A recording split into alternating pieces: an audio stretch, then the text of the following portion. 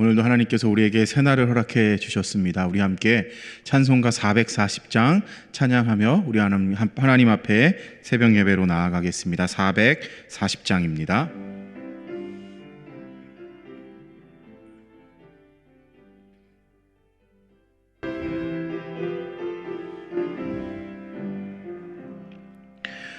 어디든지 예수 나를 이끌면 어디든지 예수 함께 가려네. 예수 함께하니 가면 낙 없고 예수님과 동행하면 겁 없네. 어디를 가든지 겁낼 것 없네. 어디든지 예수 함께 가려네. 세상 친구 모두 나를 떠나도 주와 동행하면 외로움 없겠네. 어두운이 위태하고 험해도 어디든지 예수 함께 가려네. 어디를 가든지 겁낼 것 없네. 어디든지 예수 함께 가려네. 어두운 그늘 나를 애워쌀 때에 주가 함께 계심 믿고 가려네. 죽은 후에 천국에서 깨어나 예수 함께 길이 살리라. 어디를 가든지 겁낼 것 없네. 어디든지 예수 함께 가려네. 아멘. 이 시간 우리 함께 기도합니다. 우리 하나님의 임재와 영광이 가득한 주일이 될 수 있도록 기도하겠습니다. 또 코로나 사태의 종식과 아픔과 고통 가운데 있는 사람들의 회복을 위해, 또 나라와 지역사회를 이끄는 지도자들을 위해, 또 HR5 법안이 성경적인 가르침이 없는 반성경적인 가르침으로 인해 우리를 참 어렵게 할 가능성이 많습니다. 이것들이 상원에서 통과되지 않도록 이 시간 우리 함께 기도하겠습니다. 하나님의 임재와 영광이 가득한 주의 예배가 되기를 소망합니다. 하나님의 은혜와 도우심 가운데 거하는 우리의 주일의 예배가 하나님께 드려지기를 소망합니다. 온라인과 대면 예배로 드려지는 주일 예배, EM과 또 교육부, 또 구역 예배와 선교회 양육 모임 가운데 하나님의 임재와 영광을 허락해 주시옵소서. 특별히 이번 주일부터 1부부터 3부가 대면 예배로 드려지게 됩니다. 또 이번 주일은 어버이 주일입니다. 하나님, 70세 이상의 어르신들을 주님 붙잡아 주시옵소서. 무엇보다도 하나님과 동행하는 삶, 하나님과 함께하는 삶을 살아가도록 인도하여 주시옵소서. 이번 주일날도 하나님 앞에 나와 온전히 예배하며 하나님 마음과 정성을 다해 주님을 예배하는 예배자들을 주님 붙들어 주시고 하나님의 인도하심과 이끄신 가운데 거하게 하여 주시옵소서. 여러가지 모양으로 섬기는 이들을 붙들어 주시고 하나님, 주일날 또 여러가지 또 소급으로 모여지는 선교회들 가운데, 구역 모임 가운데, 하나님 여러가지 양육과 모임 가운데 하나님의 은혜로 함께하여 주시옵소서. 코로나 사태의 종식과 또 아픔과 고통 가운데 있는 사람들의 회복을 주님께 구합니다. 하나님, 많은 부분들이 회복되고 또 우리의 일상이 회복됨에 감사를 드립니다. 하나님, 그러나 여전히 남아있는 숙제들이 있습니다. 여전히 코로나로 인해 고통 가운데 있는 사람들, 나라들, 지역들이 있습니다. 하나님, 우리의 일상이 이전처럼 회복될 수 있도록, 그리고 더욱더 하나님의 인도하심과 은혜 가운데 거할 수 있도록 주님 주의 은혜와 긍휼을 허락하여 주시고, 이를 위해 수고하는 헌신하는 의료진과 보건당국 필수 요원들에게 또한 지도자들에게 은혜를 더하여 주시고 지혜를 더하여 주시옵소서. 하나님, 나라와 지역사회를 이끄는 지도자들을 붙드시고 하나님, 정말 하나님의 뜻과 인도하심 속에 하나님의 나라를 위해 헌신하며 하나님의 뜻을 구해갈 수 있도록 주여 인도하여 주시옵소서. 어려움의 상황들을 이겨내게 하시고 나라가 분열되지 아니하고 하나님의 인도하심 가운데 거하게 하여 주시옵소서. 늘 기도합니다. HR5 법안이 상원에도 통과되지 않게 하시고 무엇보다도 성경적인 가르침으로 이 나라의 법안과 질서와 하나님 아버지 원칙들이 세워질 수 있도록 인도하여 주시옵소서. 하나님의 은혜를 구합니다. 하나님의 도우심을 구합니다. 주여 함께 하시고 인도하여 주시옵소서. 예수님의 이름으로 기도합니다. 아멘. 우리 찬송 한 장 더 합니다. 찬송가 430장 찬송합니다. 430장입니다.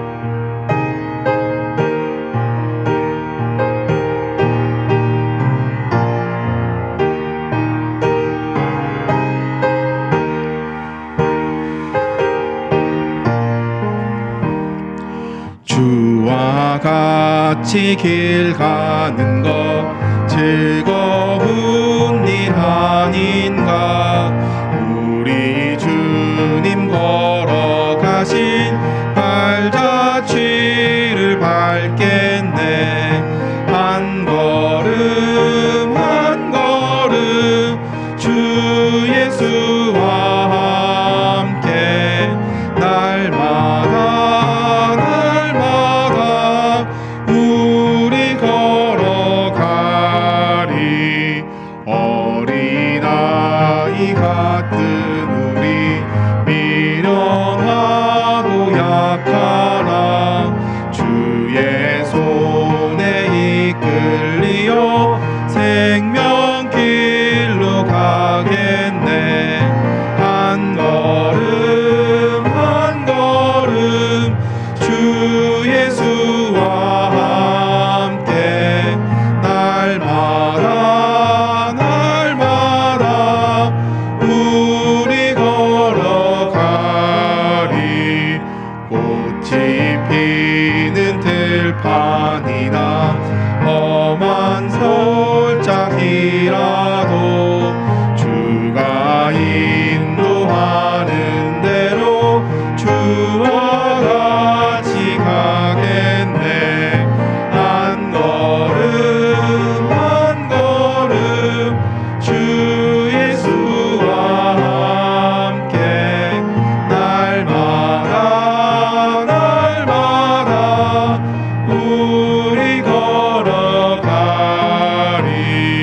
옛 선지자 해녹같이 우리들도 천국에 들려 올라갈 때까지 주와 같이 걷겠네. 한 걸음 한 걸음 주 예수와 함께 날마다 날마다 우리 걸어가리. 아멘. 이 시간 우리 토요일마다 기도합니다. 우리 북한의 주민들이 예수님을 자유롭게 믿을 수 있는 날이 속히 올 수 있도록, 또 복음 안에서 평화의 통일이 일어날 수 있도록 기도하겠습니다. 또 어려운 가운데 계신 분들을 위해서, 또 환우들을 위해, 또 우뚱이 또 선교회와 양로병원에 계신 어른들에게 하나님의 도우심이 충만하도록 기도해 주시고, 우리가 가지고 나온 개인과 가정의 간절한 기도의 제목을 우리 이 시간 함께 기도합니다. 하나님, 북한의 주민들이 예수님을 자유롭게 믿을 수 있는 날을 주님 속히 허락해 주시옵소서. 하나님, 평양에 하나님의 은혜, 하나님의 동산이 세워졌던 그 은혜가 다시 회복되도록 주여 인도해 주시옵소서.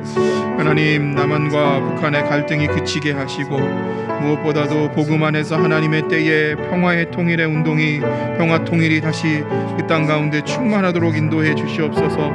갈등과 상처, 분열과 하나님 전쟁이 그치게 하시고, 하나님의 임재가 가득한 땅, 정말 동방의 예루살렘이라고 불렸던 그 과거의 하나님 믿음의 역사를 다시 회복할 수 있는 은혜가 하나님 일어나도록 주님 인도해 주시옵소서. 하나님, 오늘도 하나님 앞에 나아가며 간절한 기도의 제목을 가지고 나아갑니다. 어려운 상황 가운데 있는 성도들을 주님 붙잡아 주시옵소서. 하나님, 경제적으로 어려운 가운데 있는 이들에게 하나님 은혜를 베풀어 주시옵소서. 사업, 또한 직장, 하나님 여러 가지로 인해 어려움 가운데 있는 이들이 있습니까? 또한 새로운 계획 가운데 있는 이들이 있습니까? 학업을 하고 있는 우리의 자녀들을 주님 붙잡아 주시옵소서. 하나님, 지혜를 더해 주시고 모든 지혜가 하나님을 경외하는 것에 있음을 기억하게 하여 주시옵소서.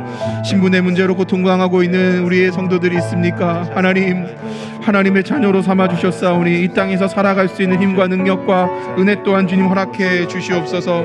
가족을 위해 또한 부모님을 위해 자녀들을 위해 하나님의 뜻을 구하는 우리 성도들의 마음을 주님 기억하시고 하나님 주의 은혜 가운데 거하게 하여 주시옵소서. 특별히 여러 가지 질병과 고통 가운데 있는 성도들을 주님 회복시켜 주시기를 원합니다. 하나님의 다스리심 가운데 거하도록 인도하여 주시고 하나님 치유의 주님께서 회복시켜 주시는 은혜를 경험하도록 인도하여 주시옵소서. 우리의 힘과 능력으로 감당할 수 없어서 주님밖에 의지할 수 없어 하나님의 뜻을 구하는 부모의 기도를 들어주시고 자녀들의 부르짖음을 주님 들어주셔서 하나님의 은혜와 도우심 가운데 평안할 수 있도록 주님 은혜를 베풀어 주시옵소서. 하나님 모퉁이돌 선교회 어르신들과 양로병원에 계신 어르신들을 주님 강건케 하시기를 소망합니다. 하나님의 은혜 속에 남은 여생 하나님과 동행하는 삶을 살게 하시고 하나님 주신 은혜와 기쁨이 삶에 넘칠 수 있도록 주여 은혜를 베풀어 주시옵소서. 오늘도 이 아침 이 새벽 하나님 앞에 우리의 마음을 다해 나아갑니다. 하나님 우리의 뜻을 올려드립니다. 우리의 마음이 하나님 앞에 올려드려지게 하시고 하나님의 뜻을 듣고 하나님의 마음 가운데 우리가 우리의 마음을 확정하고 하나님 앞에 온전히 결단하며 순종하며 나아가는 시간이 되도록 주여 인도하시고 함께하여 주시옵소서. 오늘의 예배 가운데 주님 함께하시고 우리에게 말씀하실 주의 인도하심과 이끄심을 소망하며 나아가는 귀한 시간 되게 하여 주시옵소서. 예수님의 이름으로 기도합니다. 아멘. 오늘 이 아침 우리에게 주신 하나님 말씀은 암송구절 같이 합니다. 누가복음 9장 23절입니다. 우리 같이 이번 주일 암송구절 같이 고백합니다. 또 무리에게 이르시되 아무든지 나를 따라오려거든 자기를 부인하고 날마다 제 십자가를 지고 나를 따를 것이니라. 누가복음 9장 23절. 아멘. 오늘 주신 하나님 말씀은 사무엘기하 5장 1절에서 10절 말씀입니다. 사무엘기하 5장 1절에서 10절 말씀을 우리 함께 오늘 말씀으로 받겠습니다. 사무엘기하 5장 1절부터 제가 봉독하겠습니다. 사무엘기하 5장 1절입니다. 이스라엘의 모든 지파가 헤브론으로 다윗을 찾아가서 말하였다. 우리는 임금님과 한 고륙입니다. 전에 사울이 왕이 되어서 우리를 다스릴 때에 이스라엘 군대를 거느리고 출전하였다가 다시 데리고 돌아오신 분이 바로 임금님이십니다. 그리고 주님께서 내가 나의 백성 이스라엘의 목자가 될 것이며 내가 이스라엘의 통치자가 될 것이다 하고 말씀하실 때도 바로 임금님을 가리켜 말씀하신 것입니다. 그리하여 이스라엘의 모든 장로가 헤브론으로 왕을 찾아오니 다윗 왕이 헤브론에서 주님 앞으로 나아가 그들과 언약을 세웠다. 그리고 그들은 다윗에게 기름을 부어서 이스라엘의 왕으로 삼았다. 다윗은 30살에 왕이 되어서 40년 동안 다스렸다. 그는 헤브론에서 7해 6달 동안 유다를 다스리고 예루살렘에서 33해 동안 온 이스라엘과 유다를 다스렸다. 다윗 왕이 부하들을 거느리고 예루살렘으로 가서 그 땅에 사는 여부수 사람을 치려고 하니 그들이 다윗에게 말하였다. 너는 여기에 들어올 수 없다. 눈먼 사람이나 다리 저는 사람도 너쯤은 물리칠 수 있다. 그들은 다윗이 그곳으로 들어올 수 없을 것이라고 생각한 것이다. 그러나 다윗이 시온 산성을 점령하려 하였으므로 그곳의 이름을 다윗성이라고 하였다. 그날 다윗이 이렇게 명령을 내렸다. 누구든지 여부수 사람을 치려거든 물을 길어 올리는 바위벽을 타고 올라가서 저 여부수 사람들 곧 다윗이 몹시 미워하는 저 다리 저는 자들과 눈먼 자들을 쳐 죽여라. 그래서 눈먼 사람과 다리 저는 사람은 왕궁에 들어갈 수 없다는 속담이 생겼다. 다윗은 그 성을 점령하고 나서 그 산성에 살면서 그 이름을 다윗성이라고 하였다. 그가 성을 쌓았는데 밀로에서부터 안쪽으로 성을 쌓았다. 만군의 주 하나님이 다윗과 함께 계심으로 다윗이 점점 강대해졌다. 아멘. 오늘은 사무엘기하 5장 1절에서 10절을 통해서 비전의 사람 다윗이라는 제목으로 하나님의 말씀을 생각해 보겠습니다. 기독교는 소명의 종교입니다. 소명이라는 말은 콜링이라고 영어로는 이야기하고요. 하나님의 부르심이라 할 수 있습니다. 세상의 어떤 종교도 신이 자신을 내어주지 않았습니다. 그러나 하나님은 하나뿐인 하나님의 아들 예수 그리스도를 인간의 몸으로 내어주시면서 하늘의 영광을 버리고 이 땅에 오신 주님이 우리를 위해 이 땅에 오셨다라는 것입니다. 그 사건이 성육신의 사건입니다. 그런데 주님께서는 성육신하셔서 이 땅에 오셔서 우리를 위해 모든 것을 주셨고 우리를 구원하는 하나님의 자녀로 삼기 위해 십자가를 지셨고 또한 3일 만에 부활하셨습니다. 그래서 예수님께서 이 땅에 오셔서 하신 것은 무엇이냐면 하나님의 나라를 선포하는 것이었습니다.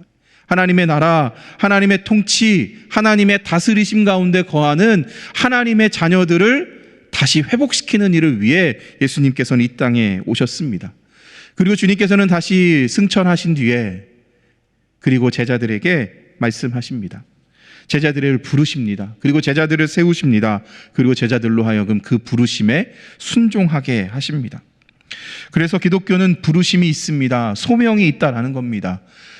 우리가 해야 할 일, 우리의 비전, 우리가 이루어야 될 것들이 있다라는 것을 의미하는 것이 아니라 그 일이 누구로부터 시작되었는가가 더 중요하다는 이야기를 사실 우리는 기억해야 한 것입니다. 소명, 부르심이 있습니다. 그런데 이 부르심이 누구로부터 시작되었는지를 아는 자, 그리고 그것을 모르는 자는 그의 인생이 달라진다는 겁니다. 다윗, 그는 사울과 같이 기름 부음을 받은 자로 시작하였습니다. 그런데 사울은 기름 부음을 받았지만 그 기름 부어주신 하나님을 알지 못했고, 그러나 다윗은 사울과 동일하게 기름 부음을 받은 자로 시작하였지만 그는 하나님을 아는 일을 힘썼다라는 겁니다. 소명을 받는 것이 중요한 것이 아닙니다. 그 소명을 부르신 일을 따라가는 것이 더 중요한 것이 사실은 우리가 살아가야 될 우리의 삶, 우리의 비전이라는 겁니다. 하나님의 비전이 있습니다. 요한복음 3장 16절입니다. 하나님이 세상을 이처럼 사랑하사 독생자를 주셨으니 이는 그를 믿는 자마다 멸망하지 않고 영생을 얻게 하려 함이다. 이것이 하나님의 비전입니다. 하나님의 비전은 세상을 사랑하셨기 때문에 그 외아들을 이 땅에 주셨고 그 외아들을 믿는 이들을 통해 하나님이 주시는 영생을 얻게 하는 것, 그것이 하나님의 비전입니다. 그리고 하나님은 그 일을 위해 하나님의 사람들을 부르십니다. 하나님의 사람들에게 비전을 허락하시고 그 일을 이루어가는 과정 속에서 하나님은 함께 하신다는 겁니다. 그래서 우리는 이미와 아직 사이에서 하나님의 나라를 살아가는 자들입니다. 이미 우리는 하나님의 통치하신 가운데 거하고 있습니다. 예수 그리스도를 주로 고백하는 순간 우리는 세상의 통치가 아니라 하나님의 다스리심, 하나님의 통치, 그래서 우리는 지금 이미 하나님의 나라를 살고 있는 자가 되었습니다. 그런데 그 나라는 아직 오지 않은, 예수님께서 다시 오심으로 인해 우리에게 완성될 나라이기도 합니다. 그래서 우리는 지금 하나님의 나라를 살고 있지만 또 하나 우리가 죽어서 천국에 가서 누리게 될 완성될 하나님의 나라를 소망하며 살아가는 존재들입니다. 그래서 하나님의 부르심을 받은 자녀들은 이 땅 가운데서 하나님의 다스리심, 하나님의 통치하심 가운데 그 부르심을 이루어가는 삶을 살아야 한다는 겁니다. 그래서 하나님의 부르심을 받은 자들, 그들이 하나님의 통치와 하나님의 다스리심 가운데 있느냐 없느냐의 차이는 단순하게 비전이라는, 소명이라는 그것을 이루는 삶을 살아가는 자가 아니라 하나님의 뜻을 따르며 하나님과 함께하며 하나님의 뜻을 이루어가는 삶을 통해 하나님의 마음, 비전을 주신 분, 꿈을 주신 분, 소망을 주신 분, 소명을 주신 분과 함께하는 삶을 살아가는 것이다라고 우리는 생각해야 합니다. 세상 나라와 하나님의 나라의 차이점이 있습니다. 우리는 이 세상 가운데 살아갑니다. 이 세상의 나라는 흥망성쇠를 반복합니다. 흥하는 자가 있으면 망하는 자가 있고, 또 지금 흥하지만 그 흥하는 것이 영원하지 않습니다. 그래서 우리가 살아가고 있는 세상의 나라는 끊임없이 주인이 바뀝니다. 나라의 주인도 바뀌고, 사실은 역사의 주인도 바뀌고, 힘의 주인도 바뀌어지는 나라, 그 나라. 그래서 사실 힘이 통치하고 물질이 통치하고 여러 가지 것들이 통치하며 많은 것들이 변화되는 나라가 세상의 나라입니다. 그러나 하나님의 나라는 주인이 바뀌지 않습니다. 하나님의 나라는 오직 하나님이 다스리시는 나라입니다. 그렇다면 그 하나님의 다스림 속에서 부르심을 받은 우리는 누구이냐? 하나님께 쓰임받는 존재들이라는 겁니다. 다윗도 그랬습니다. 사울도 출발은 그랬습니다. 다윗, 사울, 하나님의 기름 부음을 받고 하나님이 그들에게 사명을 주셨습니다. 소명으로 그들을 부르셨습니다. 그런데 똑같이 왕으로 기름 부음 받은 사람이었지만 한 사람은 하나님의 다스림 가운데 거함으로 그 일을 이루었고 다른 한 사람은 그렇지 않았다라는 겁니다. 무엇이 사울과 다윗의 차이였을까요? 둘 다 기름 부음 받고 둘 다 이스라엘의 왕으로 세워진 자들입니다. 그런데 무엇이 그들을 다윗과 사울을 다른 인생으로 만들어 갔는가? 잠언 29장 18절 말씀을 통해 한번 생각해 보면 좋겠습니다. 잠언 29장 18절 말씀입니다. 제가 읽겠습니다. 계시가 없으면 백성은 방자해지나 율법을 지키는 사람은 복을 받는다. 여기서 계시라는 말은 묵시라는 말입니다. 묵시, 계시. 이것이 영어로는요, 비전이라는 단어로 쓰여져 있습니다. 그런데 이 비전이라는 말은 히브리어로 하존이라는 단어입니다. 하존. 이 하존이라는 본래의 말의 뜻은 말씀입니다. 말씀. 예언, 하나님의 뜻을 의미합니다. 그래서 사실 성경에서 말하는 계시가 있는 사람, 비전을 가진 사람은 누구냐면 그 뒤에 나오는 말씀입니다. 율법을 지키는 사람입니다. 누가 비전의 사람입니까? 누가 능력의 사람입니까? 하나님의 말씀을 지키는 사람이라는 겁니다. 누가 소명을 받은 자입니까? 누가 사명을 이루어가는 자들입니까? 왕이라는 그 직을 얻기 위해 살아가는 자가 아니라 왕이 되는 과정 속에서 여전히 하나님의 말씀을 지키고 하나님과 동행하며 하나님과 함께하는 사람이 사실 비전의 사람이라는 겁니다. 그래서 사실은 사울은 방자한 삶을 살았던 겁니다. 여기서 방자하다라는 말은 방향성을 상실했다는 겁니다. 혼란스러운 삶으로 나아가야 될 방향을 알지 못했다는 겁니다. 왜냐하면 그에게는 하나님이 주시는 비전이 상실됐기 때문입니다. 자신이 이루어야 되는 왕자, 자신이 지켜야 되는 이스라엘의 왕이라는 그 자리는 있었지만 그 자리를 지키기 위해 필요한 하나님과의 동행, 그 자리를 감당하기 위해 묻고 물어야 될 하나님의 뜻이 사울에게는 없었다는 겁니다.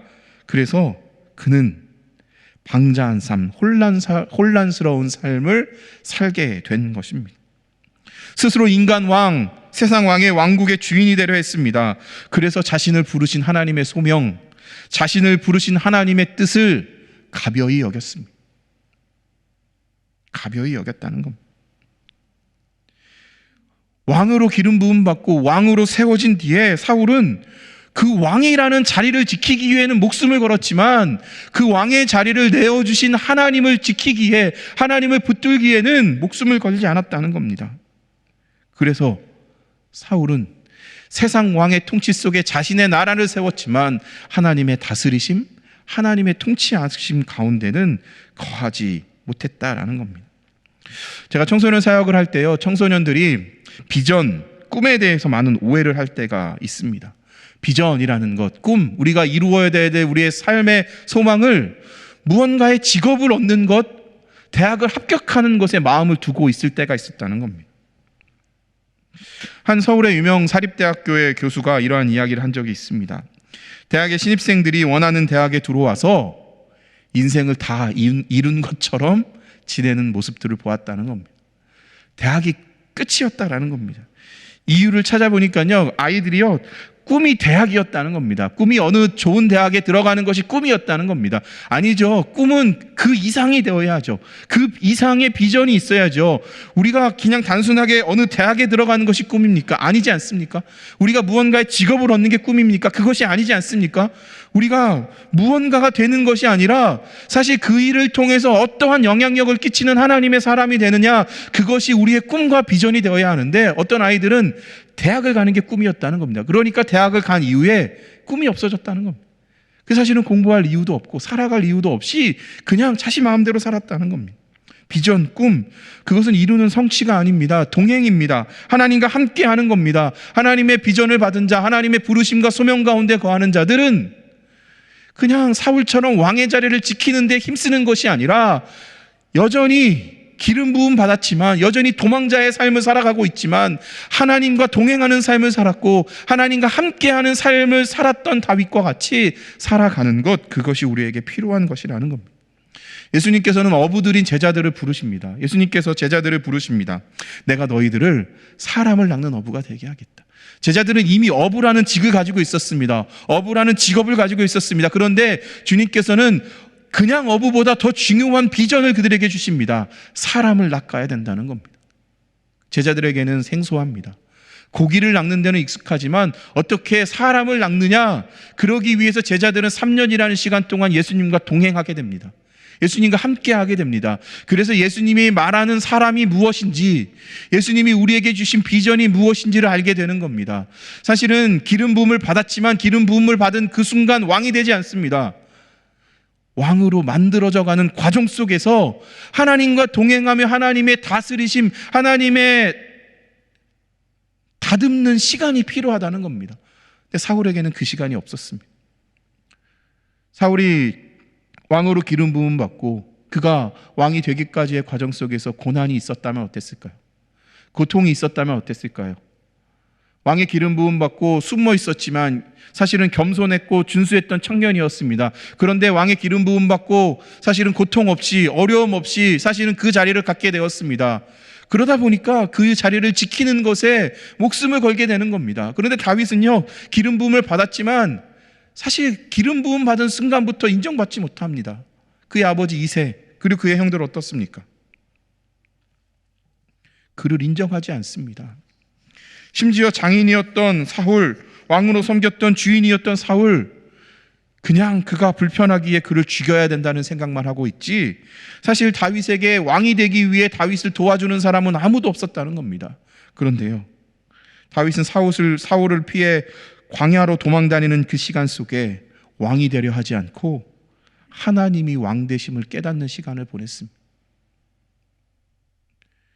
왕으로 기름 부음을 받았지만 그 왕의 자리가 나의 힘과 나의 능력으로 내가 원하는 방법으로 이룰 수 없다라는 것을 하나님은 다윗에게 깨닫게 하셨다라는 겁니다. 그래서 하나님이 산성이 되셨고 요새가 되셨고 반석이 되셨고 피할 바위가 되셨습니다. 그래서 다윗은 도망다니면서도 하나님의 다스림 안에 거했습니다. 도망다니면서도 하나님의 통치 안에서 안식할 수 있었습니다. 도망다니면서도 평안할 수 있었다라는 겁니다. 왜냐하면 그것이 하나님이 주시는 은혜 속에 얻게 된 것이기 때문입니다. 오늘 사무엘기야 5장은요, 다윗이 드디어 통일 왕국의 왕이 되는 이야기입니다. 얼마나 기대했던 일입니까? 하나님께서 기름 부어 세워주신 그 일, 사실 청년 때에 기름 부음을 받고 30세에 유다의 왕이 되고 지금 7년이 지난 뒤에 37살에 통일 왕국의 왕이 되는 이야기입니다. 그런데요, 성경은 다른 이야기를 하고 있다는 겁니다. 이 일을 이루신 이가 하나님이라는 겁니다. 다윗이 이 일을 이룬 것이 아니다라고 이야기하고 있다는 겁니다. 사무엘기야 5장은요, 다윗이 새롭게 얻게 될 5가지를 이야기합니다. 오늘은 그 2가지를 보고요, 나머지 3가지는 또 다음 주에 봅니다. 1절부터 5절은 하나님의 은혜로 다윗은 새로운 왕국을 얻게 됩니다. 유다의 왕에서 이제는 이스라엘과 유다를 통합하는 통일의 왕국이 이제 시작됩니다. 그리고 6절부터 10절은요, 새로운 수도 예루살렘, 시온성, 다윗성의 회복이 시작됩니다. 그리고 11절과 12절은요, 새로운 궁전을 짓고요, 13절과 16절은요, 다윗이 새로운 가족들이 생겼다라는 이야기가 나오고요, 17절에서 25절은요, 새로운 능력이 부여됩니다. 그런데 우리는 이것이 그냥 통일 왕국의 왕이 된 다윗을 보는 것을 뛰어넘어 다윗을 통해 완성하실 하나님의 나라를 보아야 한다라는 겁니다. 다윗이 거한 하나님의 다스리심을 보아야 한다는 겁니다. 왜냐하면 다윗이 다스리는 이 나라는요, 사실 모형입니다. 하나님의 비전을 가진 사람이 누릴 하나님의 나라의 비전을, 하나님의 다스림을 다윗을 통해 보여주시는 이야기이기 때문이라는 겁니다. 사무엘기야 3장 1절을 보겠습니다. 사무엘기야 3장 1절을 보면 이렇게 쓰여져 있습니다. 사울 집안과 다윗 집안 사이에 전쟁이 오래 계속되었다. 그러나 다윗 집안은 점점 더 강해지고 사울 집안은 점점 더 약해졌다. 다윗의 시작은요, 수적인 열세에서 시작되었습니다. 12지파 중에 다윗을 따른 지파는요, 유다 지파밖에 없습니다. 나머지 지파는 기존 왕이었던 사울, 그리고 사울의 아들이었던 이스보셋을 따르게 됩니다. 7년 6개월이 지나자, 그러나 성경은 기록하고 있습니다. 다윗은 점점 강해졌고 사울은 점점 약해졌다라는 겁니다. 어떤 이유였을까요? 군대의 숫자였을까요? 어쩌면 군대의 숫자는 유다 지파보다 다른 11지파가 많지 않았겠습니까? 그리고 이미 권력을 가진 사울의 집안과 도망자로 살아가다가 한 지파의 왕으로 시작된 시작된 다윗과는 그 출발선상이 달라도 달랐을 것입니다.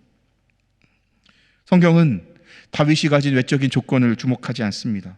그가 가진 능력에 주목하지 않습니다. 그가 가진 인기, 그가 가진 외모, 거기에는 관심이 없습니다. 만약 그것에 관심이 있었다면 사무엘기상 16장에 다윗은 사실 존재하지 않습니다. 그때 주님 뭐라고 말씀하십니까? 사람의 외모를 보지 말아라. 나는 중심을 본다라고 말씀하십니다. 그 중심으로 다윗이 만들어져 가는 겁니다. 사무엘기하 5장 10절입니다. 오늘 말씀입니다. 만군의 주 하나님이 다윗과 함께 계심으로 다윗이 점점 강대해졌다.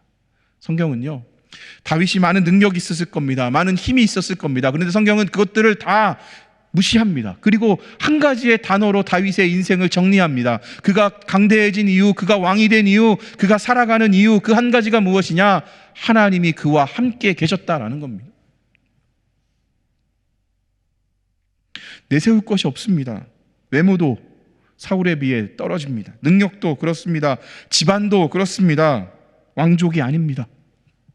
이스보셋, 요나단, 사실 여러 가지 조건으로 왕이 될 사람을 찾는다면, 왕의 정통성을 세운다면 사울 뒤에 요나단, 이스보셋이 이어져 가야 합니다. 그러나 사울에게는 다윗이 가진 모든 것이 있었지만 한 가지가 없었습니다. 그것이 무엇이냐? 하나님과 함께함이라는 것. 다윗도 마찬가지입니다. 오늘은 다윗이 하나님과 함께함을 통해 이 자리에 서게 됩니다. 그런데요, 다윗도 사람이기 때문에요, 하나님과 함께함을 잃어버린 사건들이 나옵니다. 우리가 사무엘기하를 통해서 다윗을 봅니다. 그래서 사실은 우리가 조심해야 돼요. 다윗이라는 사람을 하나님께 쓰임받는 믿음의 사람으로 봐야 하지 그냥 하나님처럼 보면 안 된다는 거예요. 다윗도요, 하나님을 신뢰하고 하나님과 동행하는 삶을 살았지만 넘어질 때가 있다니까요. 있었습니다. 밧세바를 보고 그의 눈과 마음이 멀어서 사실 탐욕을 갖게 되는 순간이 있었습니다. 그런데요, 다윗의 장점은요, 그 순간 하나님께 돌이킬 수 있었다라는 겁니다. 이것이 다윗이 가진 장점이었고, 또한 어떻게 보면 다윗이 살아가며 하나님께서 그를 훈련시키시며 광야 속에서 그에게 가르쳐 주신 은혜이지 않았을까 생각합니다. 사랑하는 성도 여러분, 부르심을 받은 사람, 우리는 모두 다 하나님의 사람으로 부르심을 받았습니다. 비전의 사람, 우리에게 무엇이 중요합니까? 비전, 하나님의 말씀, 하존, 하나님의 계시, 하나님의 뜻을 붙드는 것이 중요합니다.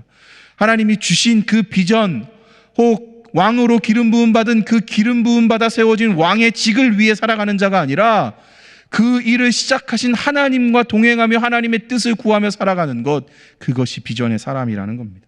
그것을 놓친다면 다윗도 비전을 놓치게 되는 겁니다. 그것을 놓친다면 그냥 사울처럼 살아가는 또 하나의 왕으로 될 수 있다라는 것, 그것이 사무엘기하 말씀을 통해서 우리가 보게 되는 것입니다.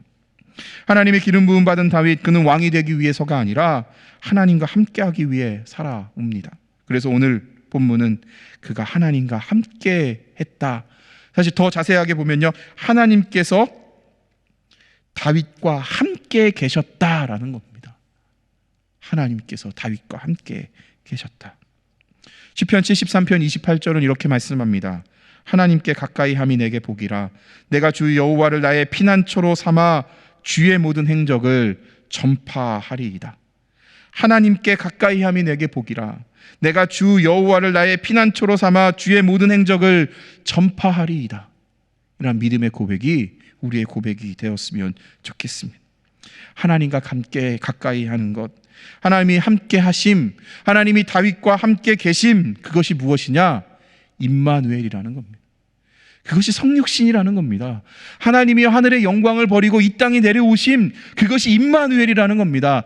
보라, 처녀가 잉태하여 아들을 낳을 것이요 그 이름을 임마누엘이라 하라. 임마누엘, 하나님이 함께 하시는 것, 하나님의 축복이 사실은 우리에게 시작됐다는 겁니다. 그래서 사실은 그것을 받는 모든 사람은 비전의 사람이 되는 겁니다. 하나님이 우리와 함께하는 삶, 하나님과 동행하는 삶. 그래서 하나님 한 분이면 만족합니다. 험난한 세상 속에서 하나님과 동행하는 것으로 인해 만족합니다라는 고백, 그것이 하나님의 비전을 가진 사람들이, 비전을 가진 자가 하나님의 나라를 살아가며 고백하는 증거라는 겁니다. 이제 다윗은 드디어 통일왕국의 왕이 되었습니다. 4절과 5절을 좀 보겠습니다. 다윗은 30살의 왕이 되어서 40년 동안 다스렸다. 그는 헤브론에서 6달 동안 유다를 다스리고 예루살렘에서 33해 동안 온 이스라엘과 유다를 다스렸다. 이제 왕이 된 것입니다. 그리고 40년이라는 시간을 다스립니다. 완전한 숫자입니다. 40년. 그런데요, 사실 이 일이 이루어지는 과정을 우리가 지난주에 보았는데요, 사실 다윗의 생각으로 이루어지지 않았습니다. 하나님의 계획에 따라, 하나님의 인도하심에 따라 이루어지고 있다라는 겁니다. 그것을 증거하는 게 1절과 3절입니다. 1절에서 3절 말씀을 제가 다시 보겠습니다. 이스라엘의 모든 지파가 헤브론으로 다윗을 찾아가서 말하였다. 우리는 임금님과 한 고륙입니다. 전에 사울이 왕이 되어서 우리를 다스릴 때에 이스라엘 군대를 거느리고 출전하였다가 다시 데리고 돌아오신 분이 임금님이십니다.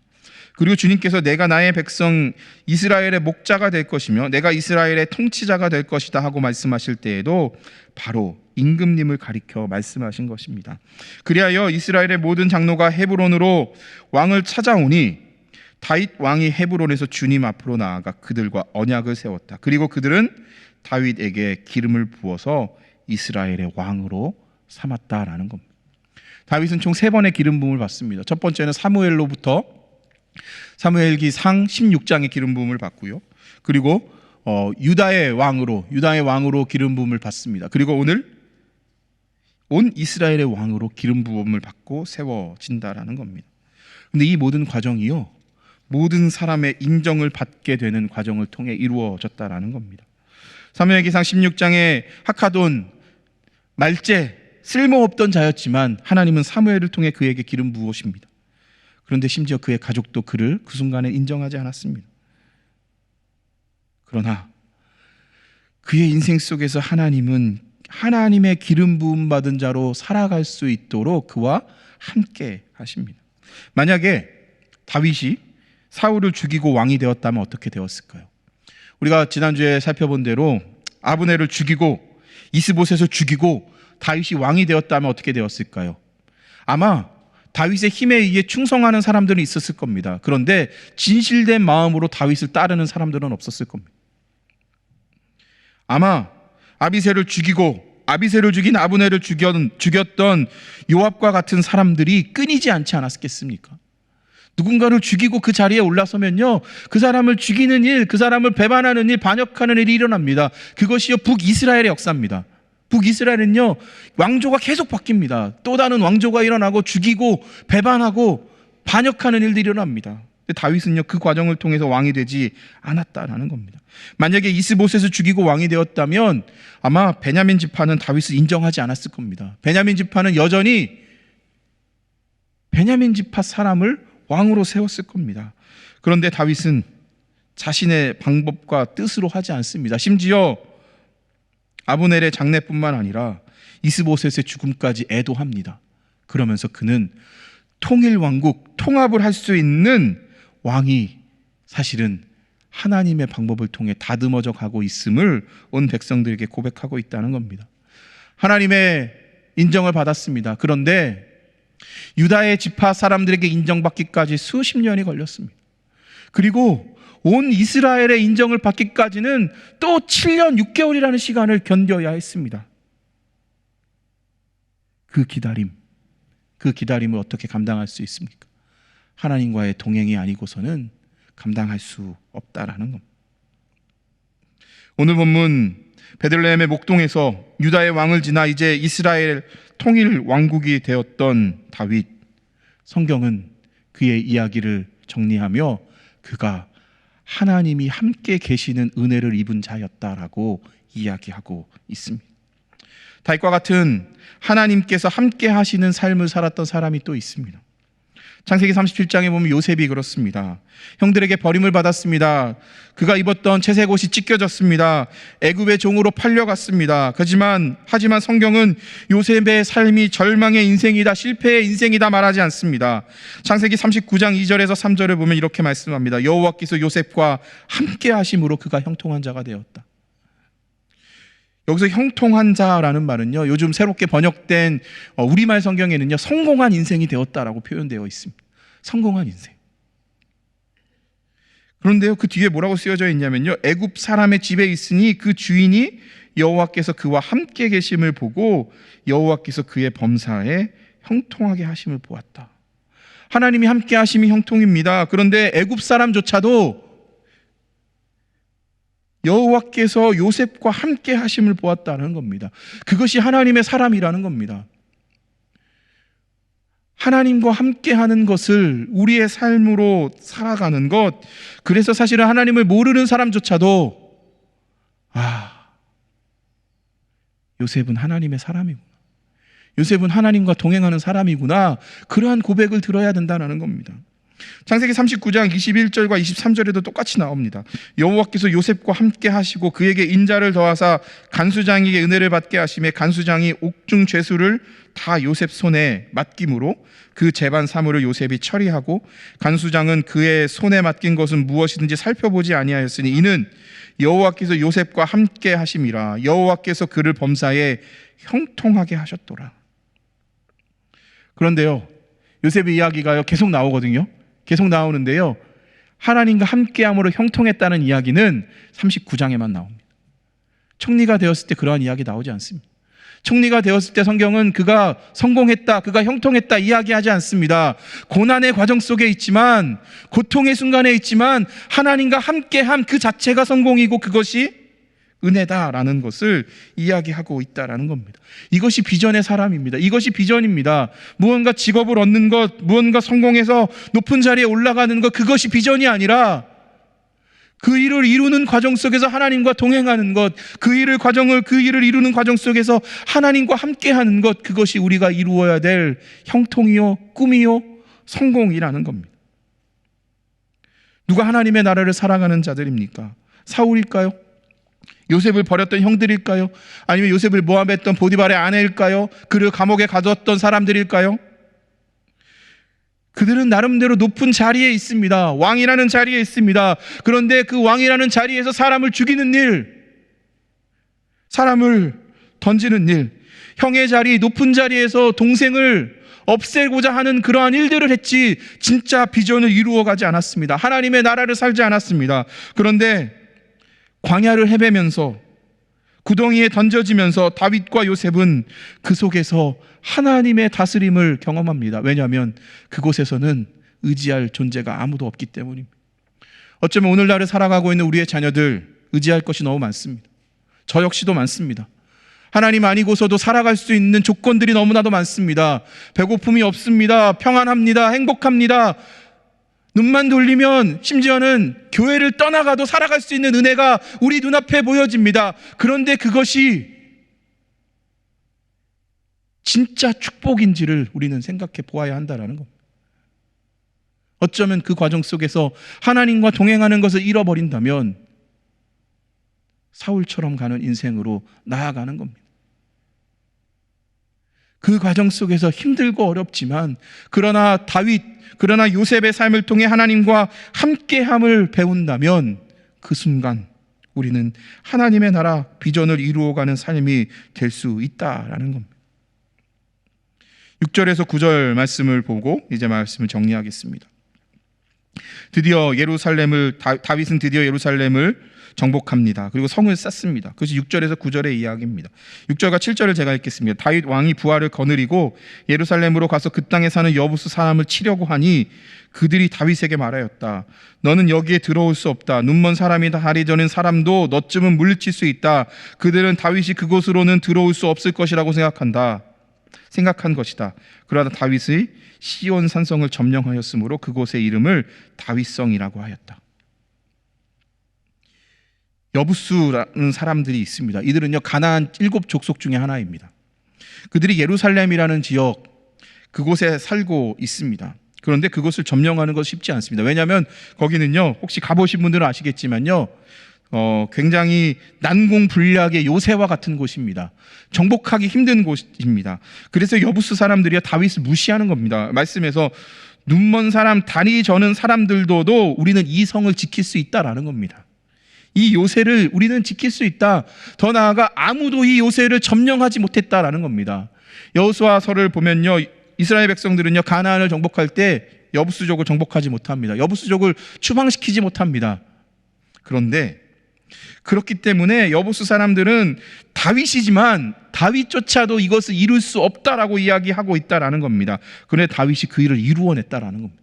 어떻게 이루어졌는지는 자세하게 성경은 기록되어 있지 않지만 아마 수로를 통해서 아마 그곳에 올라가고 난공불락의 성이기 때문에 아마 그곳으로 가게 되는 수로 물을 끊었을 겁니다. 아마 역사적으로는 그렇게 지금 증거를 찾고 있는데요. 중요한 것은 성경은 그것을 이야기하지 않습니다. 그런데 중요한 것은 아무리 난공불락의 요새일지라도 다윗의 요새가 누구입니까? 다윗의 요새는 하나님이십니다. 다윗은 광야에서 헤매면서 나의 요새이신 하나님을 만났습니다. 주님이 나의 산성이십니다. 주님이 나의 피할 바위이십니다. 주님이 요새이십니다. 그렇기 때문에 다윗이 이긴 겁니다. 그 땅을 정복할 수 있었던 겁니다. 주님 때문에 이겼다라는 겁니다. 주님 때문에 살아가는 것, 그것이 우리의 삶이 되어야 합니다. 코로나로 인해 우리의 자녀들 하나님의 사람으로 세워가는 것이 참 힘든 시대 가운데 있습니다. 예배를 드려야 되고 교회를 나와야 되고 믿음 생활을 해야 됩니다. 그 시작은 하나님의 말씀 앞으로 나아오는 것이 되어야 합니다. 교회에 나오는 것 중요합니다. 말씀 앞으로 나오는 것 중요합니다. 그런데 교회에 나와 말씀 앞에 나와 하나님과 동행하는 삶을 스스로 살아가게끔 우리가 도와야 합니다. 교회에 나와 하나님의 말씀을 듣고 스스로 교회가 될 수 있도록 돕는 것, 그것을 교회가 해야 됩니다. 우리가 해야 합니다. 가정의 달입니다. 오늘은 또 한국에서는 어버이 날이고 또 내일은 우리가 마더스데이로 지킵니다. 우리의 가정이 하나님의 비전을 이루어가는 가정이 되었으면 좋겠습니다. 그 일을 이루기 위해서는 우리가 이루어야 될 꿈, 하나의 목표만이 아니라 그 과정 속에서 하나님과 동행하는 것이 필요합니다. 비전, 하존이라는 말처럼 하나님의 계시를 따르는 사람, 하나님의 뜻에 따라 순종하는 사람, 그들은 경고망동하지 않는다. 그 말씀을 기억해야 됩니다. 그래서 다윗, 요셉, 하나님이 함께 계심을 통해 인생의 성공을 보여줬던 인생처럼 우리의 자녀들에게 하나님과 함께하는 삶을 보여주어야 할 것입니다. 하나님의 비전을 이루는 사람, 하나님의 뜻을 따르는 사람, 하나님과 함께하는 삶을 살았던 사람, 하나님의 방법으로 하나님의 뜻을 이루는 것, 그것이 축복이요, 그것이 성공이요, 그것이 형통임을 기억할 수 있는 믿음의 사람이 저와 우리 선한목자교회 모든 성도님들이 되셨으면 좋겠습니다. 이 시간 우리 함께 기도하겠습니다. 우리 기도하실 때 우리 세 가지를 기도하겠습니다. 하나님, 하나님의 뜻을 알고 따르는 삶을 살게 해주십시오. 이것이 비전, 하존의 삶입니다. 그리고 하나님과 함께하는 삶을 살게 해주십시오. 이것이 임마누엘의 삶입니다. 그래서 우리의 삶이 비전을 이루고 하나님의 뜻을 이루는데 우리의 방법과 우리의 뜻이 아니라 하나님의 방법으로 이루는 삶을 살게 해주십시오. 무엇보다도 우리의 자녀들이 하나님의 뜻을 알고 따르게 하시고, 우리의 자녀들이 임마누엘의 주님과 동행하게 하시고, 우리의 자녀들이 꿈과 비전을 이루어가는 과정 속에서 하나님의 방법과 하나님의 뜻을 따르게 하여 주옵소서. 이 시간 우리 함께 기도하겠습니다. 하나님의 뜻을 알기 위해 힘쓰게 하여 주시옵소서. 하나님께 함께하는 삶, 하나님의 뜻을 구하며 이루는 하나님 비전을 이루어가는 사람이 살게 하여 주시옵소서. 하나님의 뜻을 알기 원합니다. 하나님을 따르는 삶을 살기 원합니다. 하존, 하나님의 말씀의 계시를 따르는 믿음의 삶을 살아가기를 원합니다. 하나님, 임마누엘의 삶을 살기를 원합니다. 하나님과 동행하는 삶을 살기를 원합니다. 하나님과 함께하는 삶, 은혜의 삶을 살기를 원합니다. 하나님, 우리를 붙드시고 우리와 함께 하시고 우리에게 은혜를 더하여 주시옵소서. 하나님의 방법으로 하나님의 뜻을 이루어가는 하나님의 사람이 우리의 삶이 되게 하여 주시옵소서. 주님, 우리를 붙드시기를 원합니다. 주님, 우리와 함께 하시기를 원합니다.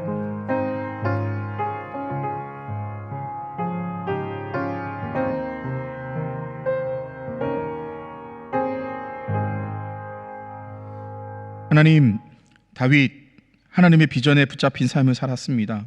하나님의 소명을 받고 하나님의 기름 부으심을 받고 그것이 이루어지는 수많은 오랜 시간 동안 하나님의 뜻을 알기 위해 힘썼고 하나님의 뜻을 따르는 삶을 위해 살았고 하나님과 동행하는 삶을 살았습니다. 그래서 하나님의 방법으로 하나님의 비전이 이루어지는 삶을 우리가 보게 되었습니다. 요셉도 마찬가지입니다. 절망의 상황 속에서 하나님과 동행하며 하나님의 비전을 선포하는 믿음의 사람이 되게 되었음을 우리가 보았습니다. 하나님, 우리도 그러한 삶을 살게 하여 주시옵소서. 우리도 하존 하나님의 뜻, 하나님의 계시를 알고 따르는 삶을 살게 하여 주시옵소서. 우리도 임마누엘의 주님과 동행하는 삶을 살게 하여 주시옵소서. 그래서 우리가 하나님의 방법으로 하나님의 뜻을 이루어가는 인생들이 되도록 인도하여 주시옵소서. 무엇보다도 우리의 자녀들 주님 붙들어 주시기를 소망합니다. 우리의 자녀들이 이루어가야 될 꿈과 비전 속에 하나님의 뜻을 발견하게 하시고 하나님과 함께하는 삶을 살게 하시고 하나님의 뜻을 이루게 하여 주시옵소서. 하나님, 내일 주일입니다. 주님의 날을 준비합니다. 향유 옥합을 준비하여 주님께 깨어드린 여인처럼 우리의 가장 귀한 것을 준비하여 주님의 날을 준비하게 하시고 예배하게 하여 주시옵소서. 오늘도 우리 선화목자교회 모든 성도님들의 가정과 직장과 사업을 붙잡아 주시고 환우들과 연약한 가운데 계신 선교 어르신들과 양로병원에 계신 어르신들, 특별히 슬픔 가운데 있는 성도들에게 하나님의 위로와 평안을 허락하여 주시옵소서. 오늘도 우리 새벽에 주님께 드리는 우리의 기도를 주님 들어주시고 주의 뜻대로 이루어 주옵소서. 감사드리며 예수 그리스도의 이름으로 기도합니다. 아멘. 하늘에 계신 우리 아버지의 이름을 거룩하게 하시며 아버지의 나라가 오게 하시며 아버지의 뜻이 하늘에서와 같이 땅에서도 이루어지게 하소서. 오늘 우리에게 일용할 양식을 주시고 우리가 우리에게 잘못한 사람을 용서하여 준 것 같이 우리 죄를 용서하여 주시고 우리를 시험에 빠지지 않게 하시고 악에서 구하소서. 나라와 권능과 영광이 영원히 아버지의 것입니다. 아멘.